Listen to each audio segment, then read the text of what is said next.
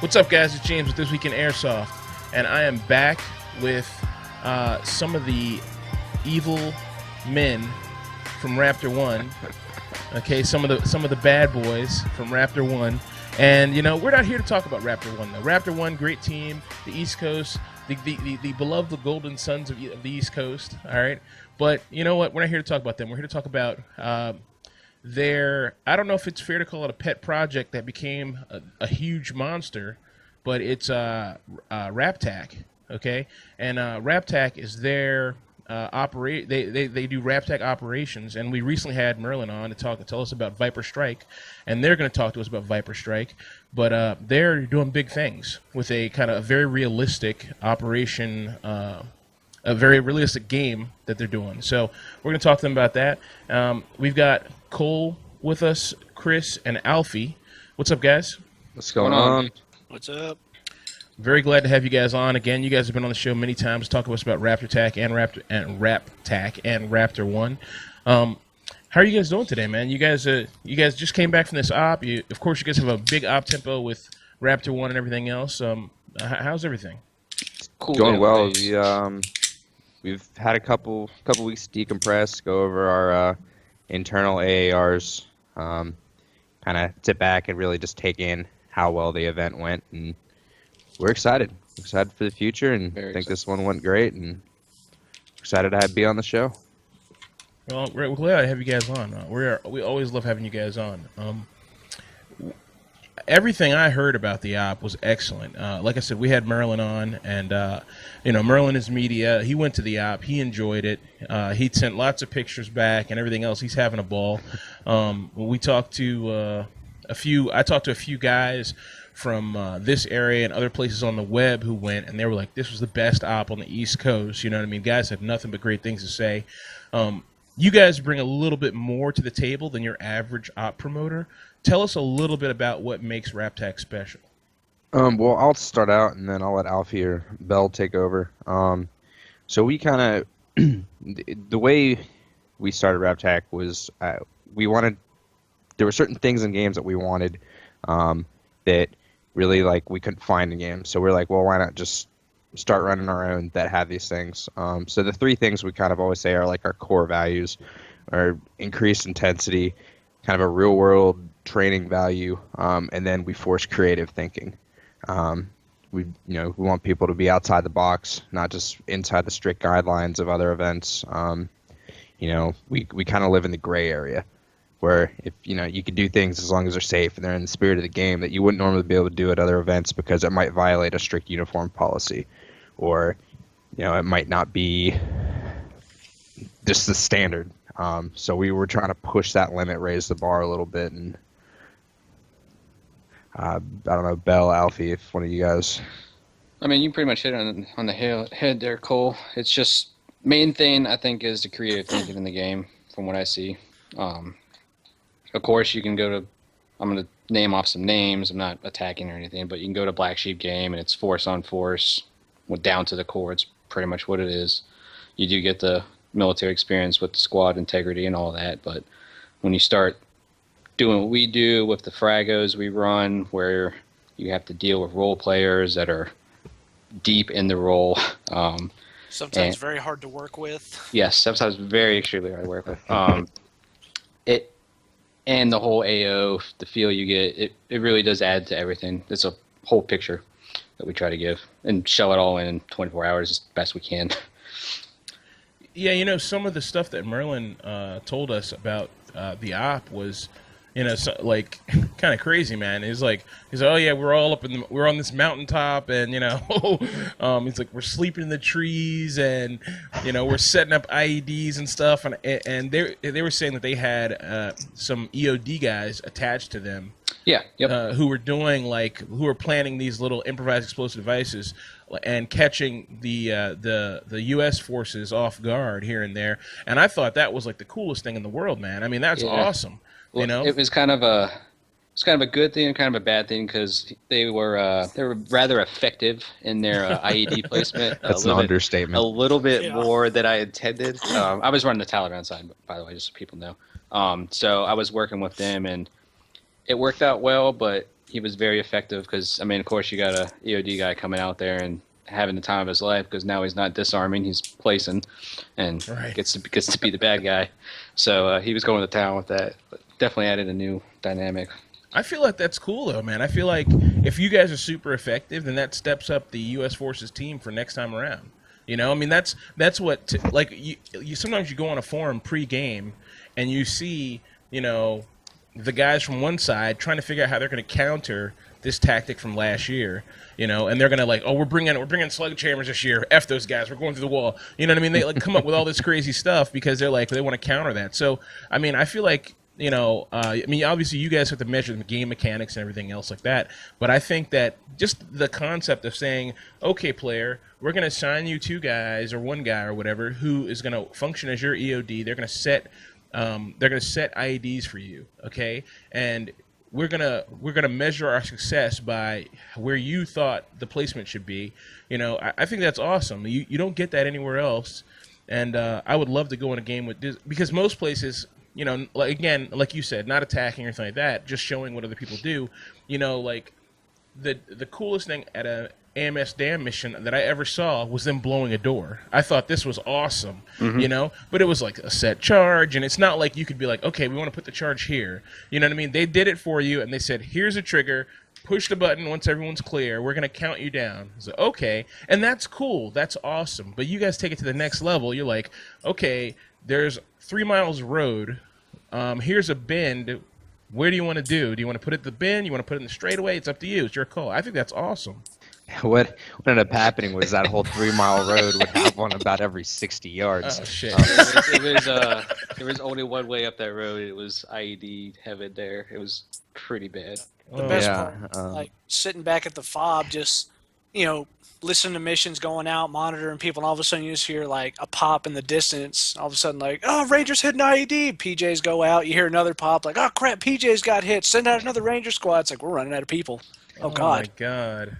Jeez. Like it was. I mean, you could definitely tell how the game was going to go just from the planning groups because the Ranger planning group was doing stuff that an organized military would do. Here's squads. Here's, you know, this is how we're doing this. Here's your comm plan. Here's your backup plan. Then you look at the Taliban, and they're like, you know, we don't really care about food. We don't care about water. We're just going to go take it from the U.S. All we want to do is how can we kill them better.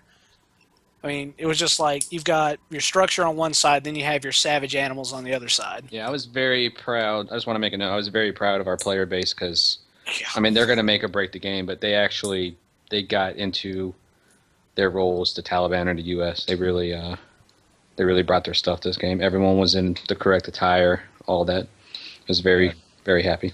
No, when you look at the pictures, you can see like it has an element of realism that a lot of, you know, and of course it's Airsoft, right? It's, you know, so you can only expect, and you know, most guys haven't been to Afghanistan to see what, you know, the tribal leader looks like, but there was some elements there that were just really good where you're looking at it and you're like, you look at the pictures, you see the soldiers, and you don't see the one guy in the wacky, like, black, you know, plate carrier, you know what I mean? Yep. And the 3, you know, cookie, the what's it, the DCUs next to the guy in the multicam. It's like everyone's in multicam and everything looks pretty much the same, and it has this great real look of. Only thing that throws it off is like you can say, oh, we're in the, you know, the North Carolina woods or whatever. You know what I mean? It's obvious, like there's an oak tree behind you. You know, we're not in Afghanistan, right. But otherwise it just has a great authentic look. You know, which I mean, and I've said this to the guys from Milsom West. I think that when you have a game that operates at this level, you attract guys who want to operate at this level, and they're willing to do what they have to do, and that's great. You know what I mean? That it's going to help step you guys up, you know, because you know you can depend on those guys to come out. Yeah, and I think it plays into the whole immersion thing. Right. I mean, at the end of the day, it's what it is. This is an immersive experience, and you know, enforcing uniform standards, you know, requiring that you have a helmet, a replica ballistic helmet, requiring that you have a plate carrier. Because that's how it is in real life with these units, that just deepens the immersion rather than seeing, you know, oh, I can just wear a chest rig because it's more comfortable, or a ball cap because I don't want to be as hot. You don't get that luxury in real life. No. So there's no reason in a game where the entire point is to get immersed in this experience. There's no reason that you should be able to do that in this either. Okay. While we're on that, tell us a little bit about the Viper Strike rule set, as far as like that, what's required and the immersion and things like that. Okay, so I'll talk about this, like the general kind of rule set, and then Bell, you can talk. You know more about the Taliban side of it. So just a little bit of background.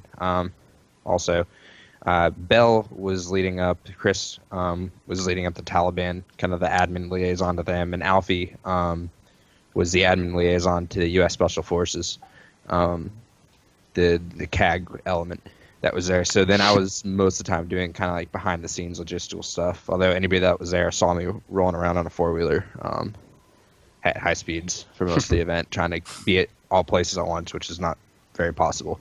I'm pretty sure at one point in time you were at 2 places at once, though. It happened. I'm telling you, it happened. But anyway, so as far as the rule sets go, you know, the Taliban, they were encouraged to buy like man dresses, kind of traditional Afghan wear. And most of them did. They weren't allowed to wear plate carriers, period. And they weren't allowed to wear helmets. And then if they had, obviously, you know, it's Airsoft, we can't require they go buy an AK or something like that.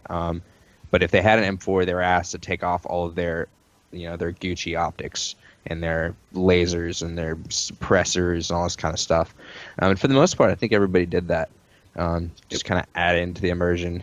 And then on the Ranger side, you know, you're required to wear either a real or replica ballistic helmet. Required to wear a plate carrier. If you wanted to wear a chest rig, you had to wear, you know, some kind of slick plate carrier underneath it. Multi-cam was required. We did allow the EOD team to wear Cryptech because they had a whole team of guys that was registering, and it was close enough to multi-cam. So the EOD unit had a little bit something different to stand apart, which I think actually ended up working against them. Because the Taliban figured out that, hey, these guys in special camo, figured it out real quick. I told them. They're not normal. So that ended up working against them, which, you know, it would in real life. They would pick out these guys that are special and get targeted more. So we also, the new rules, not new, but kind of improved rule sets we brought to this event was our medic system. We've always taken a lot of pride in kind of having a very intense medical system. You know, you don't just get hit, yell hit, take out a dead rag. And in the past it was a little bit complicated, and Austin actually took it and kind of reworked it and made it a lot more streamlined. It's more simple and streamlined. Yet it's still, I don't know, you probably saw the pictures guys are carrying around, you know, simulated IV bags on stretchers. We had decompression needles that were basically tape and coffee straws. You actually have to remove their plate carrier and tape this to them if that kind of card came up. But Alfie can tell you a little bit more about that because he did most of the redesign and streamlining on that. Alf? The way I kind of went through with the medic system was taking, you know, real application of stuff like there's an IED explosion. Obviously, if you're still conscious, you're going to see physical, you know, wounds on you. Like, holy crap, my leg's gone. So you know at that point I'm going to apply a tourniquet and a bandage, stop the bleeding, all that. But what people often, like, overlook is the, like, you know, the supplementary wounds. Like, a doc will come up, like, okay, man, I got to check you. And they'll notice an unequal rise and fall of the chest. Like, holy crap, dude, your lungs collapsed. Don't panic. I'm going to stick a 16-gauge needle in your chest. We're going to get you right as rain. So I wanted to add that because, you know, I've played games where it's like, hey, you know, you're hit. I'm just going to wrap a bandage around you. And it's, you know, you don't get the simulation of what an actual, like, corpsman or a medic actually does. You know, you don't get the shock factor. It engages, like, one KIA or wound, you engage 5 to 8 people to take care of that. That's the big too. Like you understand the manpower loss. Like, just because one guy's hit doesn't mean there's one guy out of the fight. Because, you know. So there's a tactical disadvantage that has to be taken into account when the Taliban shoots one guy. You know, 3 or 4 or 5 guys are all going to evac this guy, or a whole other team has to come out to get him. Right. And I mean, it's, you know, it turns into insanity, especially if you get a mass cas drill. You got 4 or 5 guys hit, which, you know, we had a few of those. We had one right at the very start of it. you got 5 guys down. Now you've got to, pull guns out of the fight to get the dudes out of the, get them off the X, get them out of the kill zone. And it brings about panic to everybody.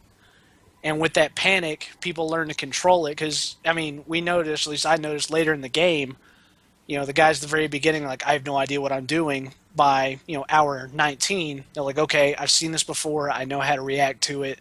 And everything just started to become a lot more streamlined.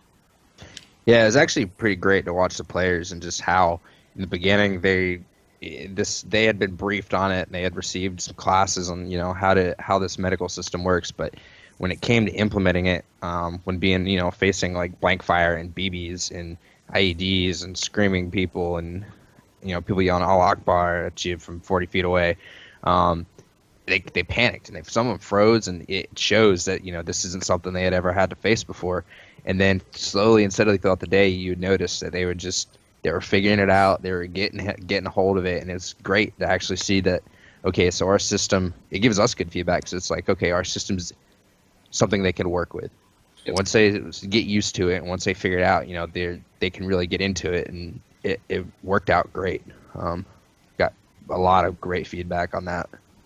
We definitely accomplished like my main goal, which for the initial ambush that we had set up, my goal was to have people once they got into the fob to at least have a handful of guys with that 1,000-yard stare, and like walking amongst them, looking at them, it was just like they had come to the realization like, holy crap, I still have 23 hours of this insanity, just like staring off into like a couple guys just like snapped into it like, okay, I'm not getting hit like that again. So they're already up on the walls, they're filling sandbags, and they're just like, they're doing what you would actually do in a situation like that. Just, it was basically like a shock to their system. Do you feel like, and I think I see what you're saying, because it's kind of like something you don't normally get as a medic in an airsoft game, which is like task saturation. And I hate to use that term because I don't think it really fits here, but it seems like you go in and normally you're wrapping a bandage like around a guy's arm, and now you're like, okay, I have to do what now? What did I learn today? And then it's like we're getting shot at. Yeah, that I can imagine that'd be like crazy and awesome at the same time. Now, do you think that guys would? Do you think you're going to breed a certain kind of a new player who is like, yeah, I want that? I hope so. Okay. Yeah, that's the hope.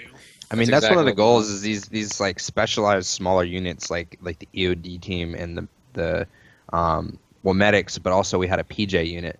Our hope would be that these guys that participate in these roles will train their team a little bit during their trainings, and they'll come back and they'll continue to do these roles. So they just get better and better at their job, and eventually, you have these guys that. Maybe there's 6 or 7 different teams that rotate in and out, or maybe not even that many, 3 or 4 different teams that rotate in and out of this specialized role. But when they do, they've got their stuff together and they train purposely towards this, and they know what to do and how to take initiative, and there's not a new learning curve for it every game. Okay. That's kind of the long-term hope with that. And then as that happens, you can start to develop more in-depth rules as needed as these guys get used to them. And kind of get a hang of them, you can add another element in there to add more difficulty and make it more intense and just kind of build it from there. Awesome, very cool, man. Now, I think, and guys, there's a video, and I'll link it, and hopefully I'll have it playing in here in this thing for you to see. But is there I think it's Alfie, maybe. There's a video of the medic rules. From maybe last year? I don't know if it's that's our old system. Okay. The basics are still there, and we still ask people before they come to the event to watch it because it gives them at least some kind of exposure of the theory behind it. Right. But it has changed. It's gotten a lot more streamlined. Okay. But it'll give you a general idea. We're planning on redoing that here shortly. Okay, so I'll have a link to that video for you guys to see, just to get an idea, and I'm sure there'll be more in the future. All right, so let's talk about, do you guys do any of the stuff? Now, I know you guys said before there were complications with the field, and you guys had to change fields and stuff at the last minute, which didn't seem to have a big impact on you guys getting it done in the long run, because like I said, there weren't any complaints. But as far as, I know you guys said before you wanted to do like You wanted to simulate smells and stuff like that. I don't know if you got to do that this time because of all the complications with the field, but is that still something you want to do to continue to kind of bring that level up there? Yes. Or, okay. Yes. We had planned on it. I actually had the supplies to do it. It just got lost in translation with the field change. I'm sure anyone can imagine with that. There's a lot of work to go into that. Yeah, of course. Even though it was literally just down the road from the previous AO, but that was definitely taxing, and I'm very happy the way that it turned out, luckily. Right. With the hard work from our guys. Now, do you guys feel that if you were to say one thing about what RAPTAC is, what would that word be if you were to classify it as like one kind of experience? Like what is RAPTAC bringing? I hate to use the word, but like a dynamic experience. As much as I hate that word, dynamic. Synergistic. Yeah. You have to be very, you have to be very willing to do You have to be things. mentally strong. Yes, exactly. I mean, you know, at Black Sheep, there's at the term the wall. Yeah, right. That a lot of people hit their wall 5 minutes into the game, but you have to be willing to do things you're not used to doing and think out of the box, like Cole likes to say. It is very mentally taxing. Okay, all right. Very cool. Now, very dynamic. You got to be able to put the gunfighter aside and bring out, the diplomat and the politician and all that. Yeah, I mean, we kind of the first thing that like a lot of Rangers were one of the things that kind of just forced them to use their mind was the ROEs that we had. We used those against them. Yeah, so much. They I mean, they had to abide by, fairly realistic. We didn't pull the exact rules of armed conduct or anything, or armed conflict, but Alfie wrote up a pretty good summary of them, and that's what they had to abide by. And people they were violated, there were violations, too. and they had to set out for a little bit for violating them, and the Taliban used them as probably their most effective weapon. Yeah, no, that I told everybody going into it, deception was our biggest weapon. And I'm really proud of those guys because they used it. We would stockpile weapons, and patrol would walk by. They'd go run, grab the weapons, and set up an ambush down the road from them, waiting for them. So U.S. couldn't do anything about it except take it. So, and and as the Taliban guys, we could see that some of them were getting very frustrated with that as a player, and it was starting to play into how the game was going. So it worked out well.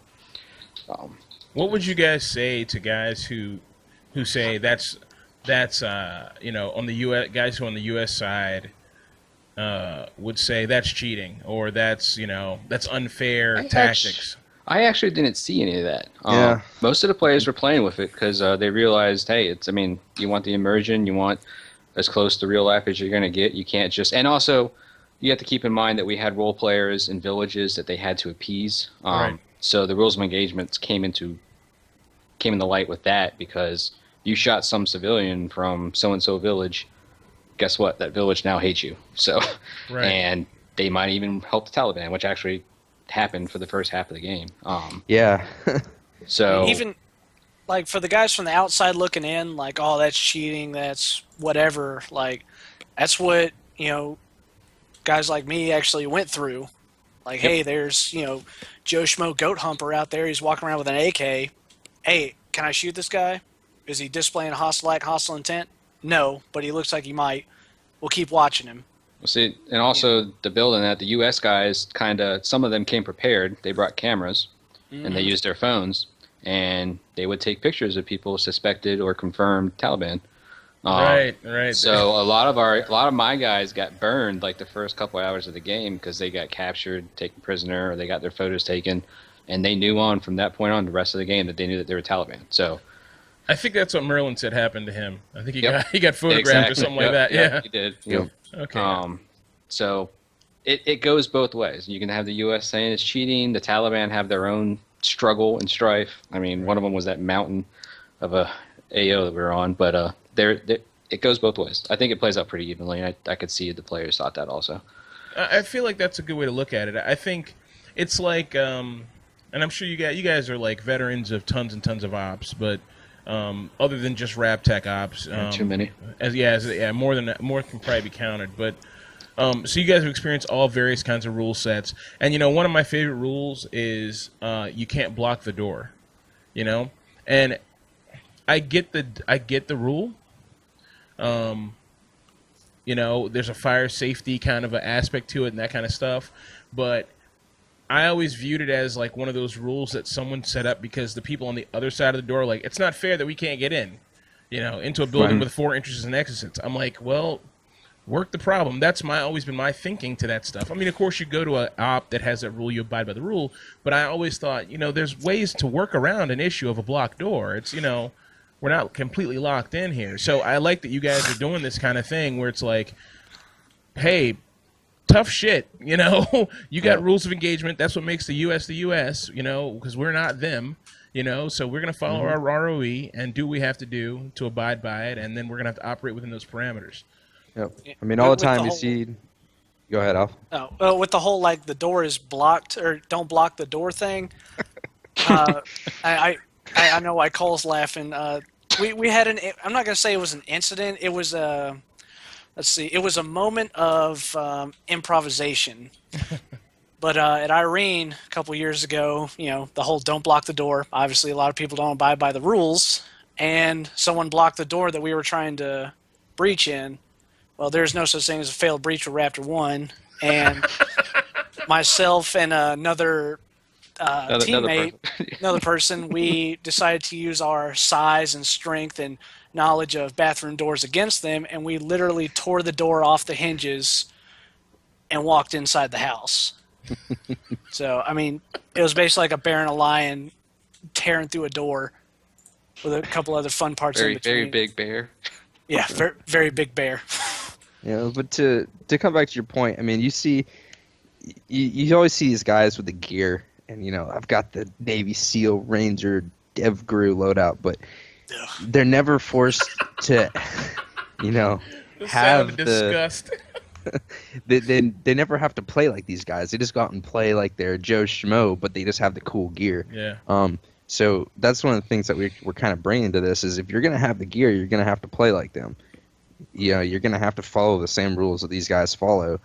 And what you see is a lot of guys are like, man, I think it'd be a lot more fun to go Taliban with no rules. Yeah, exactly, Cole. I mean, a lot of people didn't realize that. We had a lot of people gunning. I feel like the Rangers had the most people wanting to join.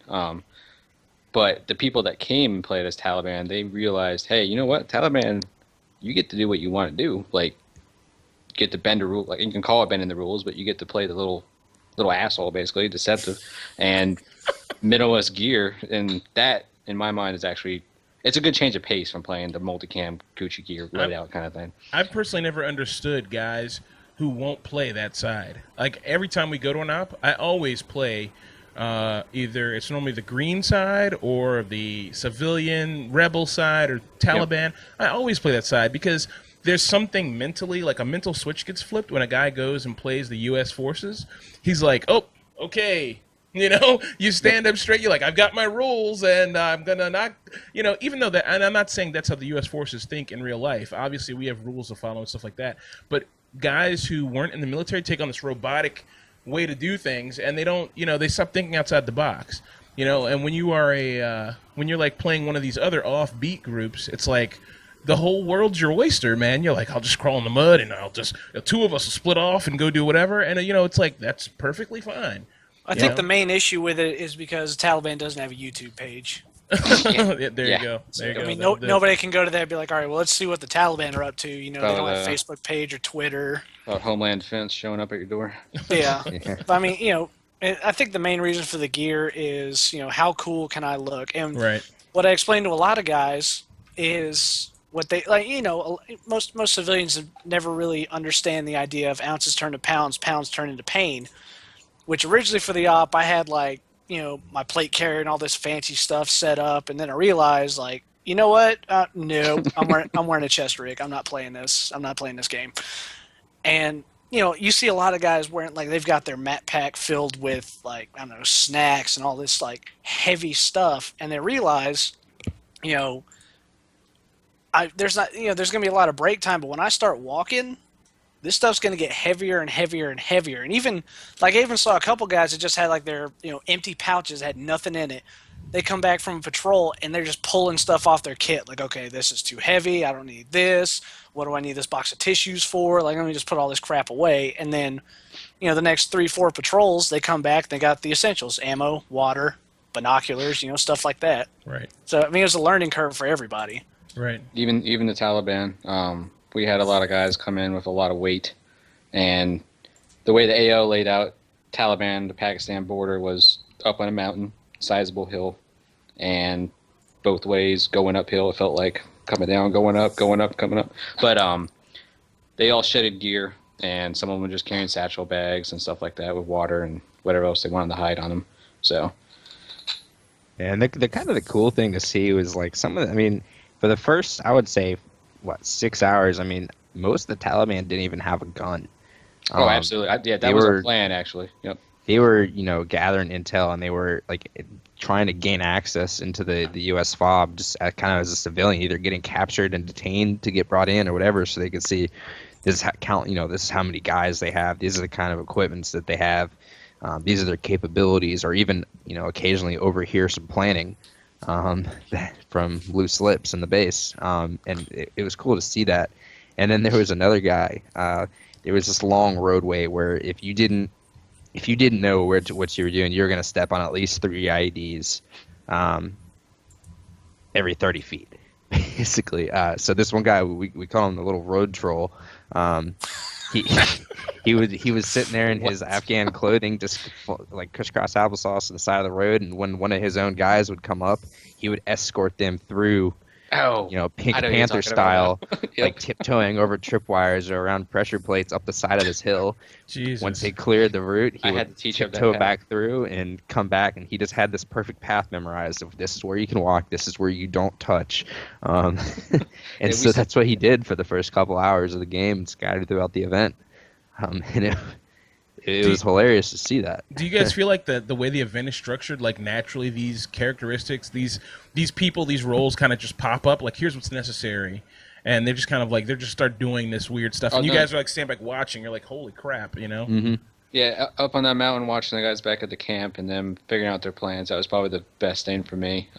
I enjoyed it a lot. Seeing people, like I said, think out of the box, coming up with the craziest things to do, whether it be fake goats and you name it, we had it up there. There were quite a few fake goats from what I saw. Yeah, there were. As far as like the whole adaptability thing, like the guys that played on the Delta Force side, I mean, they took the role seriously immediately after registration. They weren't even part of the planning groups. The only communication we had was with me and Cole on Facebook Messenger, and I mean, that's how you were communicating.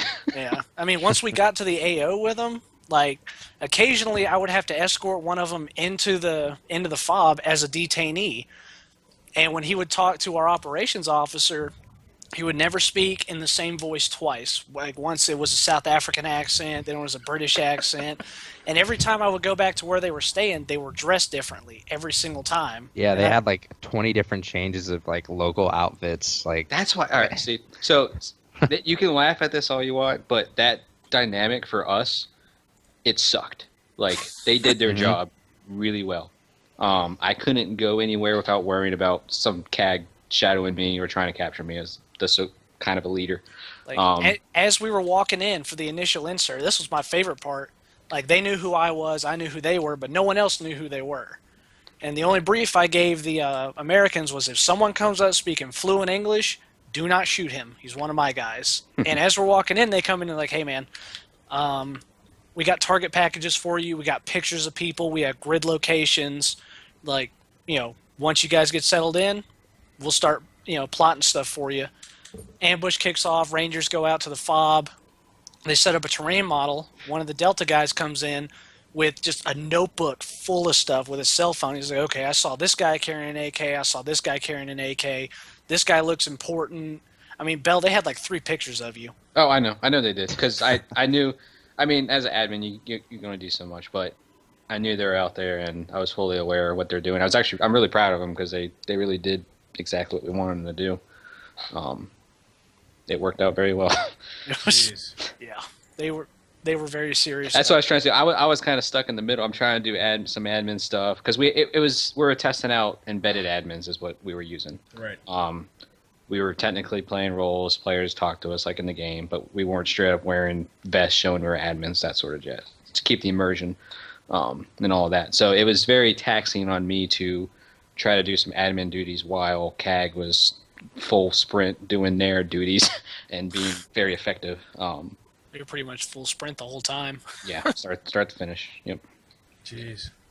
What an op, man. So you guys what a busy weekend, man. That's crazy. And it sounds like that might have been one of the best ops so far this year. That's good. That's good. I mean, that's we're trying to push the bar up, keep the quality, keep people guessing. Yeah, we're fine with keeping the game at 100 people as long as the quality's there. That's our number one concern is quality for all the players. Okay, excellent. All right, so let me ask you this: what would be as far as RAPTAC, what's the dream op that you guys would love to host?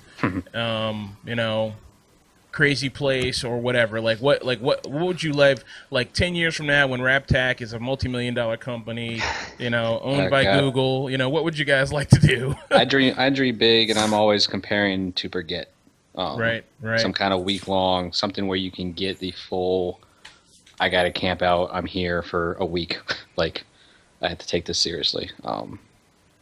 That'd probably be I don't know about the rest of the guys, but that's definitely mine. No, I I completely think agree. Sweet. I think the U.S. needs something like Brigitte. I mean, the UK and Europe, their airsoft community is years ahead of where we're at.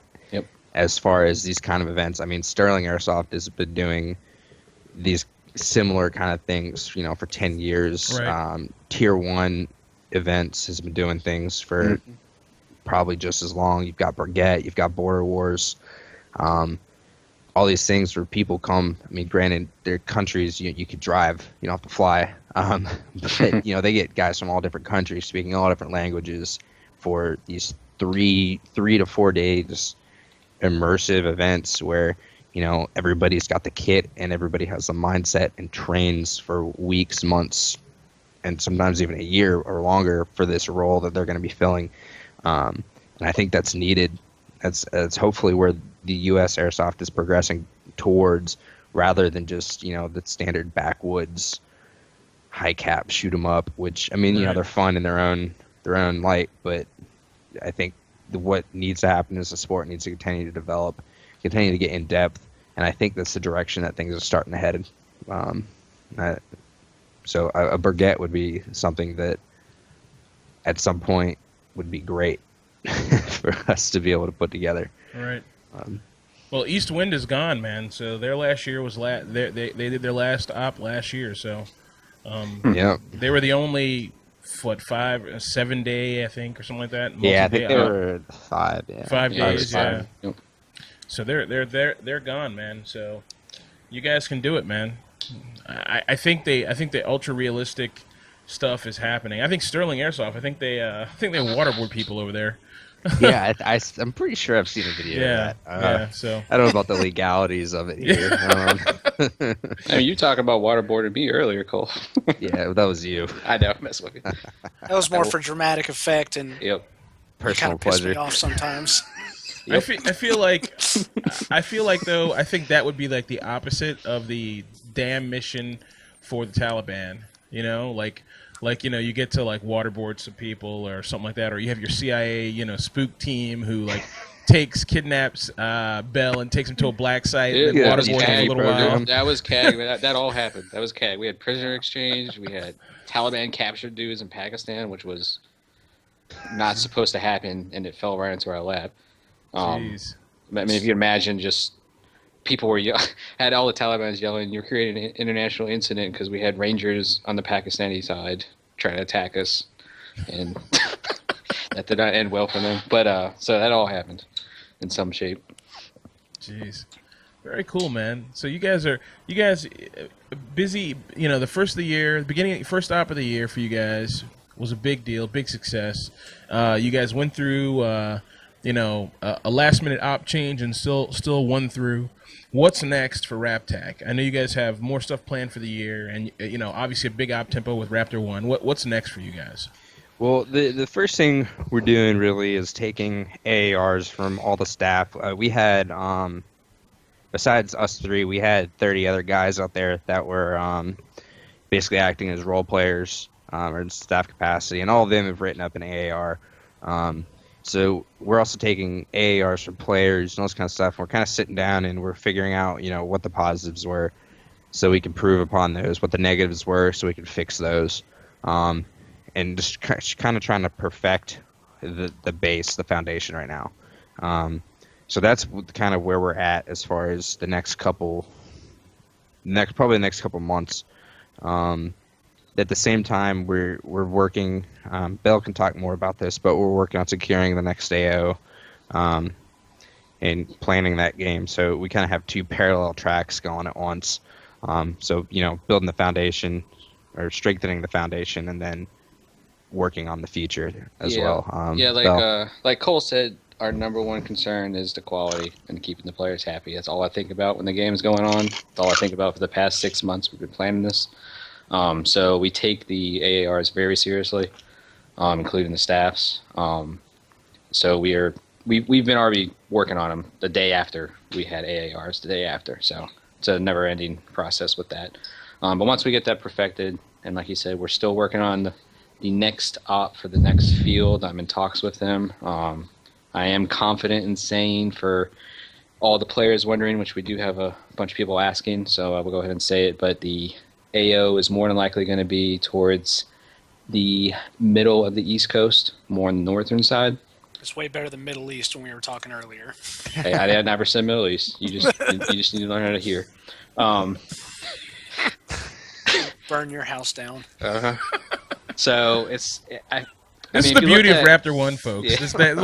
This comical brotherhood that goes on. I love having you guys on. Of wasted talks, late nights. Not wasted, but so if you look at our, we had a map on Facebook of where all of our player base was from, and we had people from pretty much every state in the Eastern Seaboard. So we're trying to help, because we had this one was more towards the southern side. We're going more towards the northern side in this game. Get some new people, new faces out there. So it will be up there. I know a lot of people are going to be happy with that. And then more than likely look towards the fall for the timeline. Okay, excellent. Not winter. Definitely fall. Not winter. Yeah, definitely fall. I'm the only one that ever wants to run games in the winter because I like the cold. I hibernate. And I guess I haven't really talked with Cole about this, but we are aiming to extend the timeline a little bit of the actual gameplay. So think more like Milsim West does with a 40-hour event, somewhere in that ballpark. But we're still in discussions over that, of course. So I know a lot of people would be happy with that. And yep, the AO that we're looking at will be pretty amazing compared to the one we had. Lots more options for us. I'm very excited for it. A lot more flat. Yeah. No, it's on a nice plateau, so yeah, you don't have to walk up a 900-foot elevation difference just to get back to Pakistan. Yeah. So that I know people will love. But as far as what's there and available to us, it's going to be good. It's going to be really good. Yep. Just with like the planning process of the op, like we base all of our stuff mainly on current events. I mean, there's been a lot of weird stuff going on in the news lately, so we're kind of doing a lot of research to see, what the U.S. could get involved with and actually get away with, and things that could be more on like a hush-hush level. So that's kind of where we're basing our next one is, kind of what's going on so people can actually like, it's 6 o'clock in the morning, I'm about to go somewhere, flip on the news, and they see it, so they get kind of an idea of what could actually be happening. Right, and the other thing about the timeline, I mean, we want to hear the players' feedback. I know we've talked to a lot of players, like, man, it's over? Like, 24 hours, it was over already? I wish we could have had a little bit more. So we want to hear, obviously, we've had the people voice that, why not push it a little bit longer? But we'd also like to hear from the other side, the opposite argument. of well, let's keep it the same. So, I mean, if for anybody listening to this, get in contact with the page through Facebook. Just search RAPTAC. It'll come up. It has an American flag logo. I think, James, you're going to post it. Yeah, I'll post some links. Links will be at the bottom of the video. Yeah, and just get in touch with us. Any ideas that you guys have, we listen to. I mean, we're players. We're all players. That's part of the staff. We don't just sit here and make events because it's fun. So, any feedback you guys have, any ideas, we listen to them. We take them into account, and heck, if it's a great idea, maybe we'll might even give you credit for it. which has happened even for this past game. Yeah, there's a lot of things. Nice, very cool. Absolutely. Cole, I thought you guys did this to increase your personal fortunes. Yeah. That's what I thought this was all about for wish. you guys. No. I wish. The first RAPTAC event we charged $15, and it's gone up a little bit as we expand more. We doubled the pyrotechnics for this last one.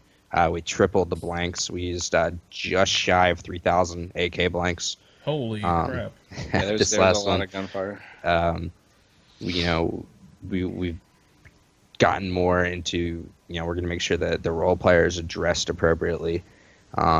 So, as those kind of things go up, the price goes up. But our goal is to keep it 2 digits. It's good to see money go into that and not, I don't know, weird stuff. Any number of things that aren't at other ops that I've been to. You know what I mean? It's nice that that's one thing I like about you guys. You guys do the stuff that you guys are putting the money. The money's going into something. I mean, Chris and his smells and. Well, that's the thing. Like, people came. That was one of the big things I was happy with. Players like, oh, I paid $90. I got fed. I got to play for 24 hours, and I don't get that anywhere else. Like, that's unheard of. That food thing was like. Oh, that's right, hot chow. Yep. That's right. How did hot chow go? I remember that was the selling point last time. Was Alfie was like, "There's going to be hot chow." Yeah, it went great. It had its desired effect and then some. Okay. So guys were reinvigorated. It was a little challenging with the logistics with the mountain, but we worked around that because it's just the way we do. But everyone delivered cook. To see the guys, especially the Taliban, where we were, to get delivered on 4-wheelers some hot food, they were all very, very pleased with that. Wow. And it played into the immersion too. I made so the Taliban guys got this Middle Eastern inspired chicken with pita and rice. The Americans got good old fashioned American barbecue and baked beans. So where'd you get the food from? You guys had catered? No, I work in a restaurant. Oh my god! So I made it during my free time. Cole was slaving away. Jeez. That's awesome. Like that, to me, that's just like so cool, man. Like the Taliban guys get pita and stuff. That's so freaking cool, man. It's like that. It's the little things. It's not the big thing. It's not the freaking man dresses and that kind of stuff. That stuff helps, but it's the little things. It's the little elegant touches, the little je ne sais quoi, as they say. That adds to that immersion and makes you be like, I'm really here, and not on a mount site somewhere or digging around in the woods. Right. I like that. That's very cool. So, I also before I cut you off, I just want to give a big thanks to all of our sponsors. They did an amazing job with the raffle items. That's another thing a lot of people that weren't there won't know, other than the pictures and the advertisements. But our raffle was insane. I don't know. It's really hard to describe because the amount of stuff that our sponsors brought for our players. I'm pretty sure everyone got something. There was that. Almost everybody got something. Yeah, the amount of stuff is there. And I'm talking some high quality guns. And like Stampede pretty much tricked out. Like, what was it? G&G Block 2? G&G Block 2. So they had the 12-inch rail system on it. The G&G Spectre, PEC 15, all the externals, foregrip, the whole shebang. And they did a G&G real wood AK. We got, I don't know how much. We got pistols and weapon accessories from Airsoft GI. HSGI, the tacos, which everybody loves. MOS Tactical with just like hundreds of dollars worth of plate carriers. Custom plate carriers, all that. Wow. I mean, they did basically they contacted us prior, and they're like, "Hey, what do you guys want us to bring?" You know, like you go to a lot of events, and some sponsors will be like, "Yeah, we got this plate carrier in like extra small." Right. You know, but our sponsors contacted us like, "Hey, what do the players want?" Like, well, medium-sized plate carriers, things like that, and they're like, "Okay, we got you. We're gonna fire up the sewing machine now." Yeah, if you guys haven't seen MOS Tactical, you should check these plate carriers out. They're I spent a lot of time convincing myself not to get one. I'm pretty sure I saw about 3 people buy them, like just on the spot, making orders. Oh, yeah, those guys are doing good stuff, kind of pushing the boundaries on plate carriers. I think they're a great match for us as far as sponsor goes because they're making stuff that you don't really think about for tactical gear. I also want to thank the players that bought raffle tickets. The proceeds were going towards Marsoc Foundation. Yep, raised $947. Yep, Nice. just shy of 1,000. So very cool, very cool. Yeah, I'm gonna link you guys to the sponsors and to MOS Tactical. I'm on their page right now, and tons of goodies up here. So you guys definitely check them out. Support the sponsors who support these great ops. It helps everybody out. It comes full circle. Because a lot of times you go to an op and it's like 3 guns and 600 hats and some rubber bracelets that say I love G&G, which there's nothing wrong with that, but I'm just like, I have so many of those things. It's like I got piles of them in a box somewhere, and I'm just like, and patches upon patches, and you're like, okay, my patch real estate is, precious, so I'm not going to put a G&G patch on. Start needing a Velcro flight suit. Yeah, exactly, so you can just I miss roll my in them. flight suit. you'll never wear one again, Alfie. I know. And the other thing we didn't mention was 6mm Militia. They're a team out of North Carolina that they also have kind of an event production side where they do the 6mm sniper competition. This is their 8th year doing it. So they've done it annually for 8 years, and it's really so you test out your long range skills. We were a lot more involved. We were a co-host of it last year. We just didn't really have the time and the staffing available this year to do it again. But we're sponsoring it.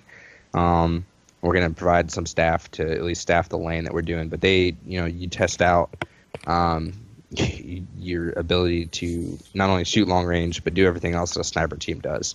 And it is something that I feel like if you want to be a long range person in RAPTAC, that you should go to this and test out your skill to see where you need to work on, because it tests you on all levels being a long range asset. And so especially if you've done like some kind of real long range shooting, like it's a lot more fine tuned the way that they run that event. Yep. Like you've got windage, you've got elevation, you've got target acquisition, like all this stuff. They throw even the smallest details, they cram it right in there. I mean, it's extremely challenging. Nice. And that's the one where they you shoot tannerite at the end, right? Yep. Yeah, I remember that from I think last year. I think I was talking to maybe you guys or somebody else about it. Yeah, we have some stuff from that, and there's some videos and stuff like that up there, guys. Check it out. Very cool event, and it's like one of the few events where you get to challenge yourself as a milsimmer, airsofter, operator, whatever you want to call yourself.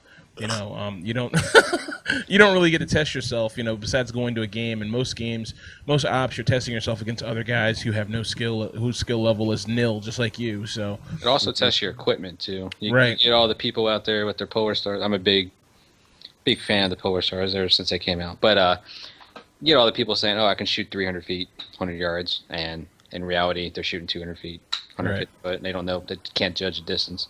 Right. And then you go out to the competition and you see the guys that have some very well-tuned equipment and rifles, and they're hitting almost 400 feet. I think I saw one guy hit a 400-foot target last year. Jeez. So it's that Sun Project. No, that's exactly what it was. Yep. So. Yeah, and so we'll be giving away a free entry as a sniper team to one of our future events. At this, so the winner of our lane will get this free entry. So if you guys want some free tickets and say, come out to this, come hang out with us. We're going to give a RAPTAC patch to the guys who win the lane as well. Which usually the only other way to get that is if you complete one of our events. So there's a little bit of extra motivation. So come out and support these guys. They're doing great things. Like I said, this is their 8th year running it. They've got it down to a science. They do a great job. Very cool. Excellent. So let me ask you guys one more really weird abstract question that I love to ask. Do you feel like with the kind of op that you guys put on and the kind of op that like Milsim West put on, not to compare you two guys, but you two groups are kind of like up there as far as like the realism level and blank fire and, you know, multi-hour ops. Do you feel like you guys are, do you feel like in 4 years that's where Airsoft will be completely and it'll be just like straight up Milsim? Or do you feel like there will still be guys playing like, and there's nothing wrong with like a John Liu type game or like game with breaks, but do you think that guys are going to migrate to that level, or it's always going to be two different types of players? I think there'll still be the two different types of players because, you know, what we put on and what Milsim West put on, you know, it's not for everybody. Right. You get guys that, you know, they'll go spend $1,500, $2,000 on their entire loadout and they don't want to get it dirty, things like that. Yeah, there's always going to be your pickup games style of an event. And, I mean, you always need that to build up the future of the sport, or Airsoft. I don't want to call it a sport. You're always going to have that. Your local fields, your local play. Some events are going to be like that, kind of call it a dumbed-down level of Airsoft. They need to work up. I mean, most people that jump into Milsim West or even one of our games, if they're coming from a local pickup game, they're not going to be ready.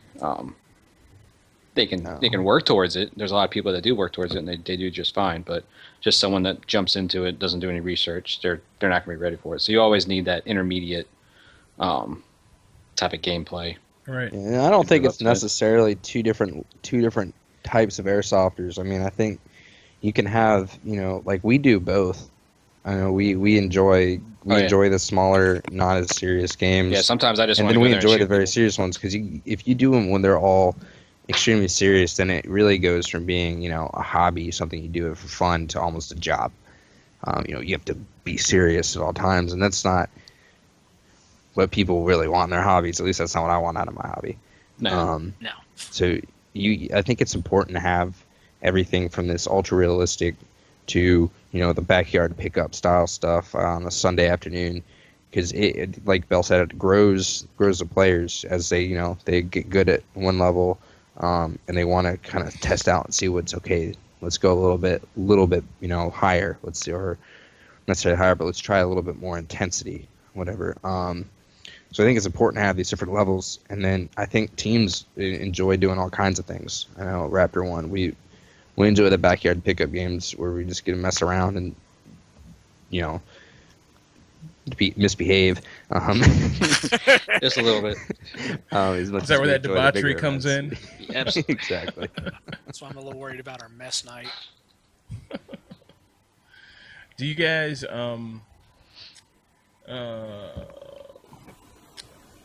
I feel like there was a time, like when I first started playing Airsoft, there was a time like guys were making fun of the, you know, they were like kind of annoyed by the really big teams who were like training hard and practicing hard and making all these videos, and, you know, you're like, oh, these guys are really working hard, and they're like, oh, go, you know what I mean? And they're emulating the causes and stuff. And I mean, not saying that that's good or bad, and it's neither here nor there, it doesn't matter, but, you know, guys didn't understand the intensity.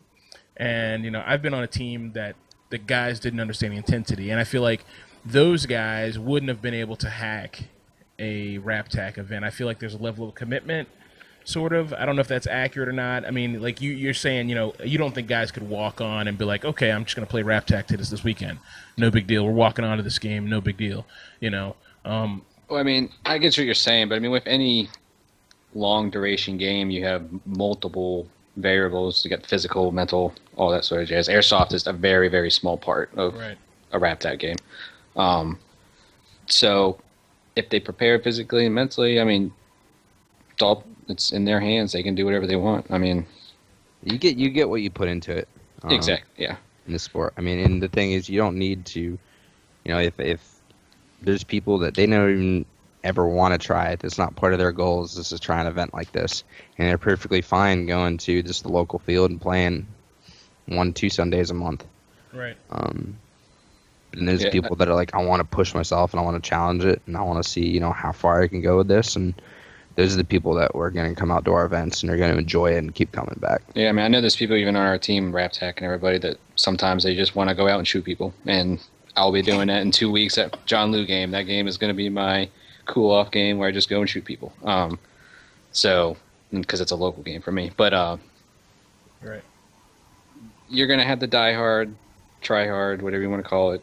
I know people that take Airsoft as a training aid. They have one-to-one loadouts of what they use at their job or military, that side of jazz. And I know guys that just go in and do whatever they want. So, I mean, there's all different levels. And I don't hold a grudge against the teams that train together and do try hard. That's just them trying to better themselves. So, right, in my mind, that's absolutely, fine. Absolutely.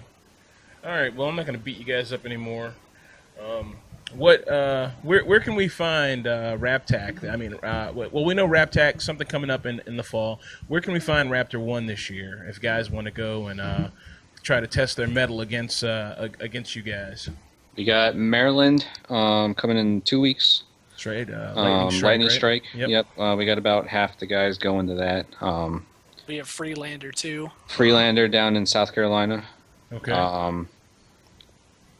I heard word through the grapevine of a possible Millicent West game on the East Coast. They've been kind of hinting at it. That's the rumor mill. That's what they're saying. Yeah.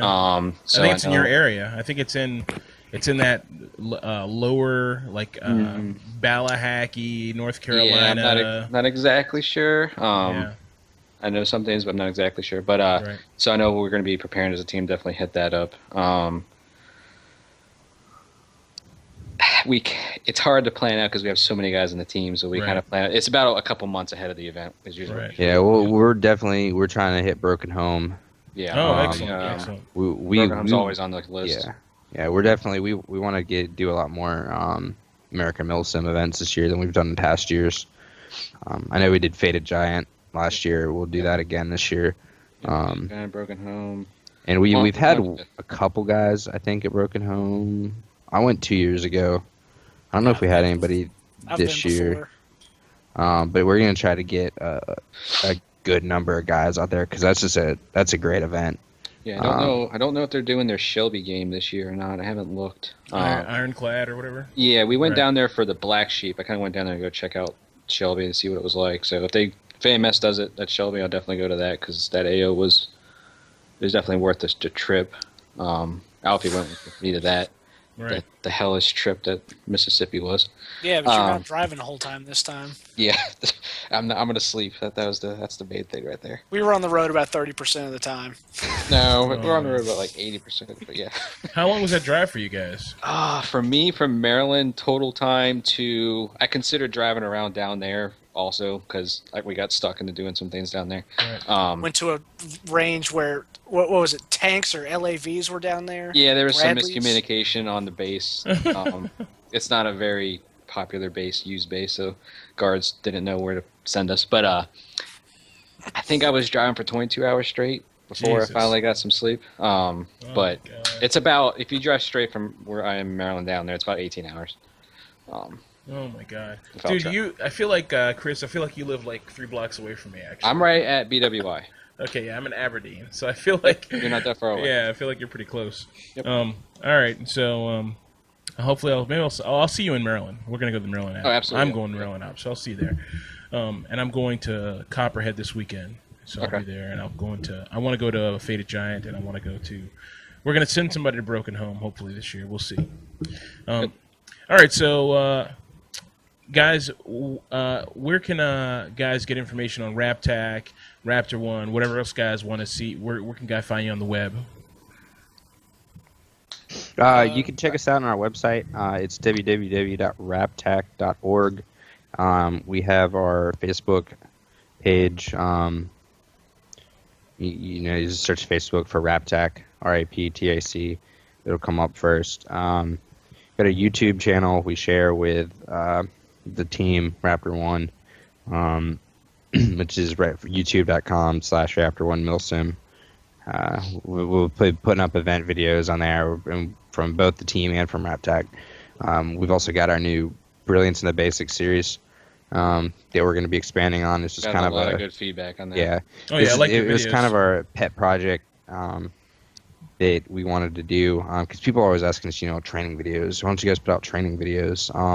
But there's so many ways to skin a cat as far as tactics and that kind of thing goes. So we looked and where can we grow the sport that doesn't involve us telling somebody how to clear a room one way or telling somebody how to hold a gun, right? Because that's not You're not going to win that war anyway. We're not going to win that war, and that's just going to encourage negativity. Yeah. And for every guy who says, "Oh, that's great," there's be 7 guys who be like, "No, Costa doesn't do it that way." Yeah, exactly. We'll let Chris Costa and Travis Haley and those guys. Costa's getting in the airsoft, man. I know. Yeah, you got paid like $43,000 to do it. Yeah. Holy crap! I did not know that. Yeah, That's more of my I need to get on that. Yeah, get on that. You and me both. So, we kept getting all these questions about what should I bring to this event, or how do I pack my gear, or these basic things that you assume everybody knows, but Very really important. They're not. Nobody, unless if you're a backpacker or a camper like myself, you don't have that kind of experience, or those that are in the military. So we're like, why not create this video of what should you bring? What are the essentials that you need? What how do you pack your bag? How do you pick out where do you where do you set up a tent? Like, there's good places and bad places to not end up floating in the morning if it rains. So it's just these basic things that we did some research and like, man, this stuff isn't out there. So we wanted players to be able to be prepared for our event. So we had 2 of the guys film this, and it came out great, and we're getting great feedback about it. They're a little bit long, but they're informational. No, that's good. And we've posted a couple of them. Have you guys done one on radio yet? No, we have not. I'm waiting on that one, guys. That's one. You want radio? All right. We've had a couple people bring that up, and I've started to kind of do a little bit of more research into it. Luckily, we got a radio guy out there. So we have a great radio guy that set up the repeaters for us at our event. That was another great thing about our event. We had very clear comms. Thanks to one of the guys on the team, he has 2 repeaters set up, so we powered those with a generator, 30-foot antennas, and crystal clear comms. Talk to space. Nice. Talk to outer space. Nice. So but I think radio will probably be somewhere we go next. And if anybody has any ideas of things you want to see from us that aren't tactics or how to hold your gun, let us know. What gun should I buy? What gun show? Yeah. Well, don't ask me because I always break them. Yep. I'll tell you what guns not to buy. All right, very cool, man. Very cool. So, guys, I will post a link to I'll make a playlist of the Brilliance and the Basics and post that with this video, along with all the other links and stuff like that the guys have described, and whatever else stuff I can dig up that they haven't mentioned here. And we will continue to follow you guys, and we'll have you guys back on pre your November, or I'm saying November. I've already given it a date. Your fall op. Pre your fall op, we'll have you guys back on to give us a rundown on that, like we did about Viper Strike earlier last year, and it should be really good. And of course, I'm sure we'll have you guys on as Raptor 1 at some point in the summer to give us an AAR on something, because I feel like it's not This Week in Airsoft unless we have you guys on twice a year, which has been pretty consistent for the last 3 years. So we'll keep working on that schedule, and I appreciate you guys coming on, man. Spend some time with us, telling us about your op, man. You guys are doing great things for the Airsoft community, and you're helping raise the bar, and I think that's awesome. Well, we definitely appreciate it. The opportunity to come on and talk to you. We've always enjoyed it. Always enjoyed it. No problem, man. All right, guys. Well, as always, I'm James with This Week in Airsoft, and for the fellows at Raptor 1, RAPTAC, and Raptor 1. And Raptor 1. It's all intertwined. Yeah, for these great guys here with RAPTAC and Raptor 1, we are out.